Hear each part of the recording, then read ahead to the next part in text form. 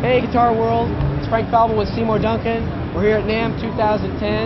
It's a big artist year for us here at the Seymour Duncan booth. And look who happened to walk up, but Mr. Ty Tabor from King's X. Ty, welcome. Thank you. I hear that you are using the new Seymour Duncan P-Rails pickups. Yes, I am. I, as you know, freaked out about them about a year ago, or so, a little less. And I'm now having them put in every single guitar that I have, every new one that's made. Matter of fact, right here is the guitar, John Guilford custom guitar, and I'm using, as you can see, the P-Rails, and man, I love those. It totally gave me like 3 separate guitars in one, being able to go from single coil to the humbucker to the P90 type sound, and it really does them accurately as if you put a guitar down and picked one up that had a dedicated P90 in it or a dedicated humbucker or whatever. And so it's just made what I'm doing so much easier to be able to go between tones and not switch guitars. Yeah. Really opened up a whole lot of possibilities for me. I love that pickup. No, thanks. Yeah, that was one of the focuses too when we were designing it. Even the output levels, if you picked up your Les Paul and played your humbuckers and then you put it down and you picked up your Strat, that's how the P-Rails are, sort of on an output level too. Right. And that's what people are comfortable with, that's what they're familiar with.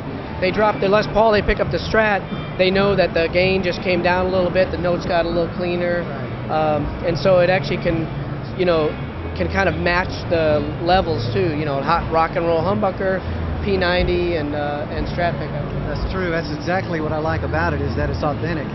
It is like putting down a guitar and picking up a different guitar, just with the flip of a switch. And I mean, you can literally do a verse with a Strat and then kick it into a different guitar entirely for the next part or whatever. Yeah. And it does have the natural jumps and bumps. It's perfect. I just really dig it. Yeah. Well, hey, thanks, man. I can't tell you how much we appreciate you playing these pickups and just all the support that you've given to us. Thank you, man. I love them. Thank you for coming up with them. Oh no, hey. Anyway, Guitar World, thanks for stopping by the booth. Ty Tabor, Seymour Duncan, Guilford Guitars, NAMM 2010. Peace out. Hey Guitar World, it's Frank Falvo here with Seymour Duncan at the Seymour Duncan booth, NAMM 2010. Got some new products. This year, it's very artist-focused year for us. Obviously, for 30 years plus, artists have been coming to Seymour for their tone, just to get things just right. And a lot of times, artists will come to us with a tone that is almost perfect. As a matter of fact, guys in the 15th row can't tell the difference, right? But the artist knows the difference. When you're behind the guitar, when you're playing that guitar, it's got to be right. These artists do this every day, day in and day out. So you take a guy like Malmsteen, for example. There's a new STK S10 YJM Fury. Malmsteen stack. Bridge pickup and neck pickup. 2 pickups are different. Bridge pickup has a different magnets, different magnet stagger, different output level.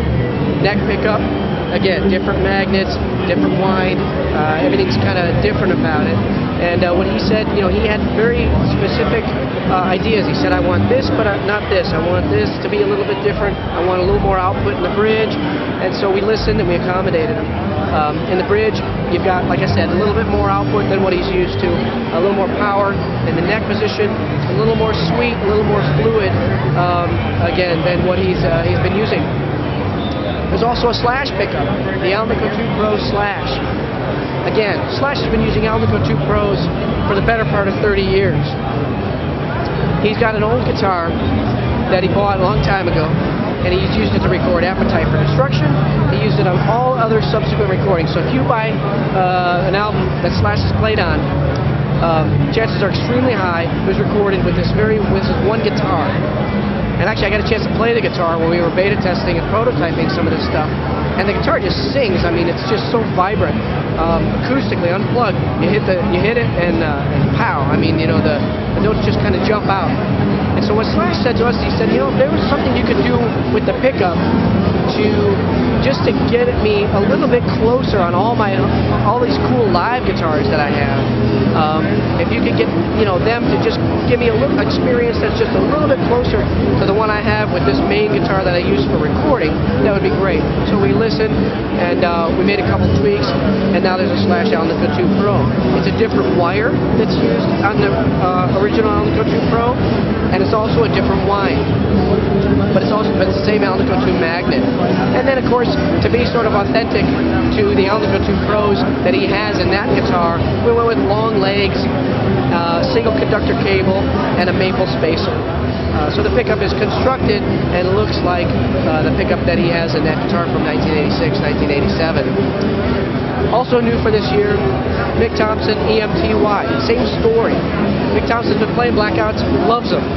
But he said, you know, if I could just get a little bit of a attenuation on the bottom end, just tighten up the lows, and on the high end, just a little more cut, just a little more crispness. And we said okay, and we you know, made some little tweaks, and he was very pleased. And so now we have the Mick Thomson EMTY. It's exactly what he wants.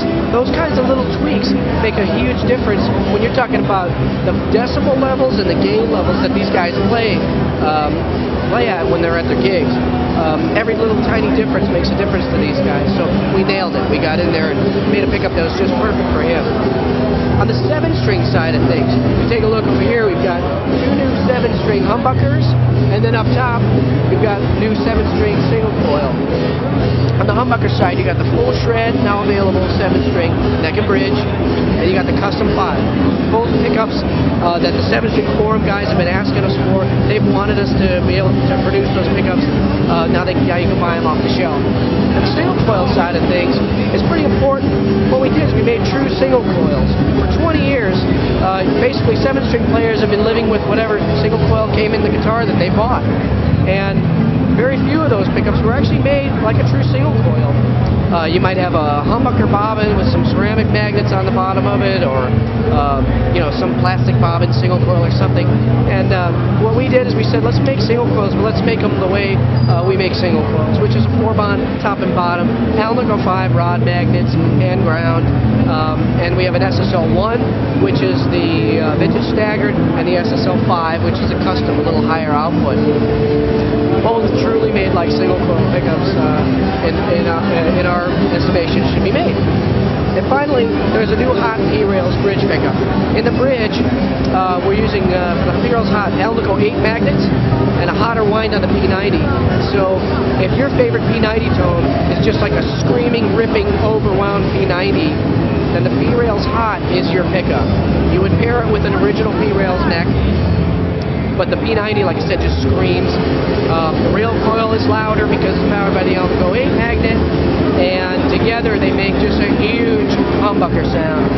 But even though it's huge, and even though it reads at like 23K, there's still clarity, because in the P-Rails, you got to remember, there's kind of a woofer and a tweeter.